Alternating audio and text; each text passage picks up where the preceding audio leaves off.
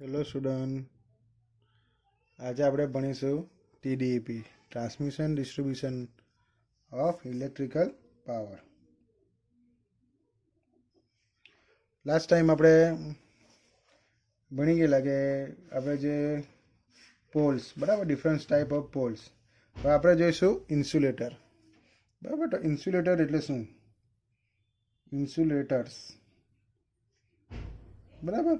તો ઇન્સ્યુલેટર આપણે જોઈએ તો ઇન્સ્યુલેટર શાના માટે યુઝ થાય છે? તો આપણો જે લાઈવ કંડક્ટર છે, બરાબર, લાઈવ કંડક્ટર એટલે જેમાંથી સપ્લાય જાય છે એવો વાયર, બરાબર, તો તેને આપણે ઇન્સ્યુલેટ કરવો પડે, બરાબર. તો એના માટે એ જે આપણો જે પોલ સ્ટ્રક્ચર છે, આપણે જે પોલ બધા જોઈ ગયા, બરાબર, અને જે અર્થ છે, બરાબર, તો તેનાથી એ શું કરે?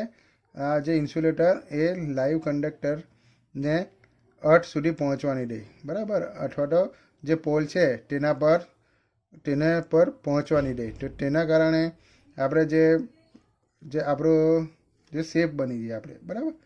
તો ઇન્સ્યુલેટર એ અલગ અલગ પ્રકારના વોલ્ટેજ લેવલ પર આવે છે, બરાબર. તો તેમાં પિન ટાઈપના ઇન્સ્યુલેટર આવે, સસ્પેન્શન ટાઈપ ઇન્સ્યુલેટર આવે, સ્ટ્રેન ટાઈપના ઇન્સ્યુલેટર આવે અને સેકલ ટાઈપના ઇન્સ્યુલેટર આવે, બરાબર. તો આપણે એ બધા વિશે આપણે ડિટેલમાં ભણીશું. હવે આપણે જોઈએ, ક્વેશ્ચન તમને આ રીતના પૂછાય કે ડિઝાયરેબલ પ્રોપર્ટીઝ ઓફ ઇન્સ્યુલેટર, બરાબર. Write down the properties, desirable property, બરાબર, ડિઝાયરેબલ પ્રોપર્ટીઝ ઓફ ઇન્સ્યુલેટર્સ, બરાબર. ઇન્સ્યુલેટરની ડિઝાયરેબલ પ્રોપર્ટીઝ કેવી હોવી જોઈએ? તો પહેલું આપણે જોઈએ, આન્સરની અંદર આપણે લખીએ કે પહેલું જોઈએ તો હાઈ મિકેનિકલ સ્ટ્રેન્થ, બરાબર. તો હાઈ મિકેનિકલ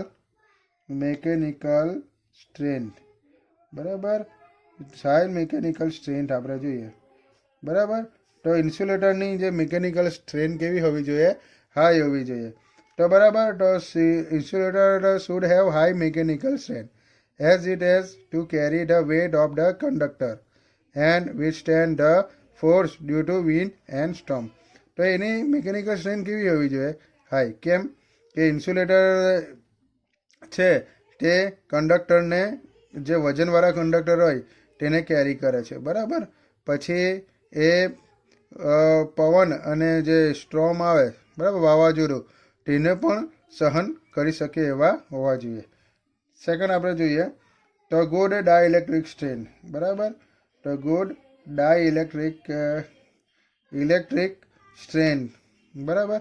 તો એની સ્ટ્રેન્થ, જે ઇન્સ્યુલેટર છે તે તેની ડાઇલેક્ટ્રિક સ્ટ્રેન્થ કેવી હોવી જોઈએ? સારામાં સારી હોવી જોઈએ.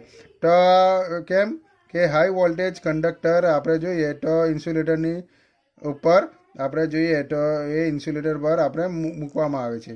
તો એના વોલ્ટેજ કેવા હોય છે? હાઈ હોય છે.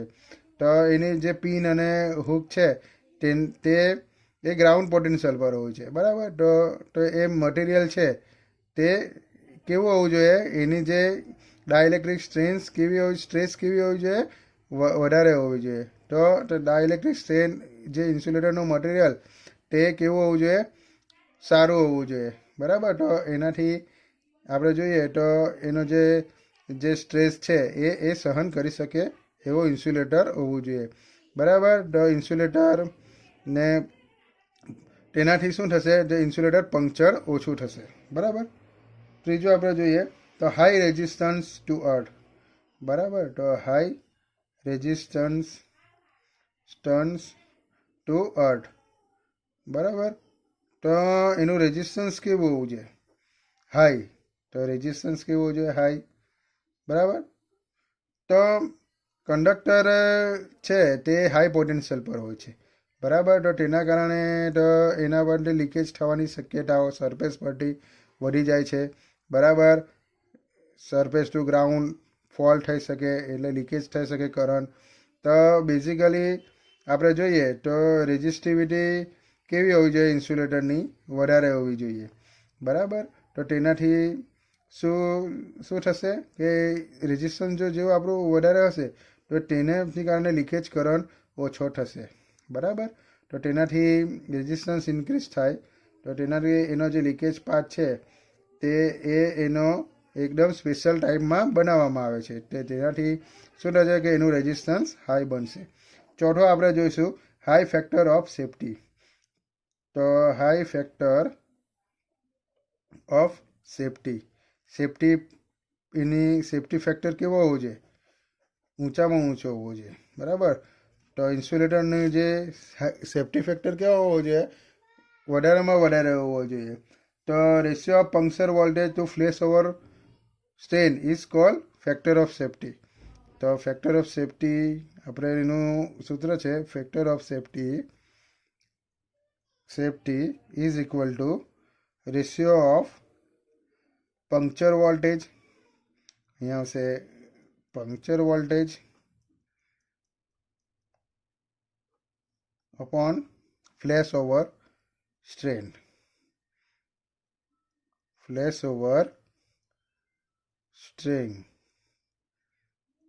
બરાબર. તો એ શું કહેવામાં આવશે? એનું સેફ્ટી ફેક્ટર કહેવામાં આવશે, બરાબર છે. તો ધીસ ફેક્ટર કેવું હોવું જોઈએ? Should be high. તો આ જે ફેક્ટર છે સેફ્ટી ફેક્ટર કેવું હોવું જોઈએ? હાઈ હોવું જોઈએ. તો એને તે હાઈ સેફ્ટી ફેક્ટર હોવો જોઈએ, બરાબર. ઇન્સ્યુલેટરનો હવે આપણે જે નોન પોરોસિટી, એને નોન પોરોસિટી આપણે જોઈએ તો એના માટે જોઈએ તો એનું મટીરિયલ યુઝ છે તે insulator should not be porous, otherwise moisture water એક્ટ will be absorb by it due to which the dielectric strain will be reduce. એટલે પોરોસિટી એટલે કે છિદ્રાળુ, બરાબર. તો જે આપણું જે મટીરિયલ હોય છે તે છિદ્રાળુ નહીં હોવું જોઈએ.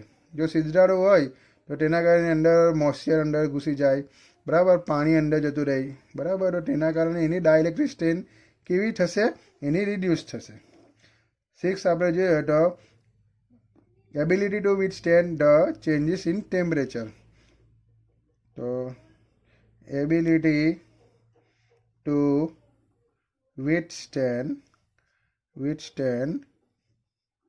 the changes, બરાબર, ચેન્જીસ ઇન ટેમ્પરેચર. તો ટેમ્પરેચરની અંદર જો એને જે ચેન્જીસ થાય તો પણ એની અંદર કોઈ પણ પ્રકારનો ચેન્જીસ હોવો જોઈએ નહીં, બરાબર. તો as the insulator is subjected to changes in temperature the material should be such that it can withstand the changes in temperature. તો એનું મટીરિયલ કેવું હોય છે કે કોઈ પણ પ્રકારનું ટેમ્પરેચર હોય તો તેના પર એ સહેલાઈથી એ કામ કરતું હોવું જોઈએ, બરાબર. કેમ કે ટેમ્પરેચર વધી ઘટ થયા કરે. તો આ છે આપણું ઇન્સ્યુલેટરના જે પ્રોપર્ટીઝ છે તે, બરાબર. તો ઇન્સ્યુલેટરની પ્રોપર્ટીઝ આપણે એક વાર જોઈ ગઈ કે હાઈ મિકેનિકલ સ્ટ્રેન્થ, એની મિકેનિકલ સ્ટ્રેન્થ કેવી હોવી જોઈએ? વધારેમાં વધારે હોવી જોઈએ. એ તરત તૂટી જવા નહીં હોવો જોઈએ, બરાબર. તો ગુડ ડ્રાય ઇલેક્ટ્રિક સ્ટ્રેન હોવી જોઈએ એની, બરાબર. તો હાઈ રેઝિસ્ટન્સ ટુ અર્થ હોવો જોઈએ. એનો રેઝિસ્ટન્સ ટુ અર્થ આપણે જોઈએ તો કેવો હોવો જોઈએ? હાઈ હોવો જોઈએ, બરાબર. High factor of safety. તો ફેક્ટર ઓફ સેફ્ટીનું સૂત્ર છે puncture voltage open flash over strain, બરાબર. નોન પોરોસિટી, છિદ્રાળુ નહીં હોવો જોઈએ. Ability to withstand the changes in temperature, બરાબર. તો ટેમ્પરેચરની અંદર જો ચેન્જીસ થાય તો પણ એનામાં કોઈ પણ પ્રકારનો ઇફેક્ટ થવું જોઈએ નહીં. તો આ હતો આપણે ડિઝાયરેબલ પ્રોપર્ટીઝ ઓફ ઇન્સ્યુલેટર. હવે નેક્સ્ટ આપણે જોઈશું કે મટીરિયલ યુઝ ફોર ઇન્સ્યુલેટર, એ આપણે જોઈશું નેક્સ્ટ લેક્ચરની અંદર. Thank you.